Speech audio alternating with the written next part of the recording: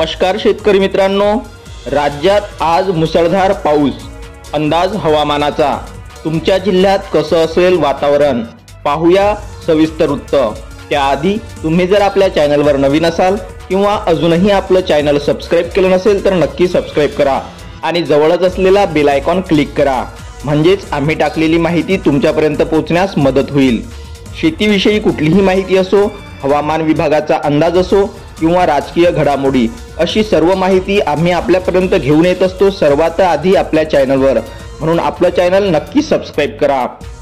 गेल्या काही दिवसापासून कधी ऊन तर कधी पाऊस सुरू आहे. भारतीय हवामान खात्याने आज सोमवारी म्हणजेच 9 सप्टेंबर कोकणासह घाटमाथ्यावर जोरदार पावसाचा अंदाज वर्तवला आहे. उत्तर महाराष्ट्र आणि पश्चिम विदर्भातही मुसळधार पावसाची शक्यता आहे. बंगालच्या उपसागरात तयार झालेले कमी दाबाचे क्षेत्र आणखीनच तीव्र झाले आहे. त्यामुळे राज्यात पावसासाठी पोषक वातावरण तयार होत आहे. भारतीय हवामान खात्याने आज सोमवारी म्हणजेच 9 सप्टेंबर कोकणासह घाटमाथ्यावर जोरदार पावसाचा अंदाज वर्तवला आहे. उत्तर महाराष्ट्र आणि पश्चिम विदर्भातही मुसळधार पावसाची शक्यता आहे.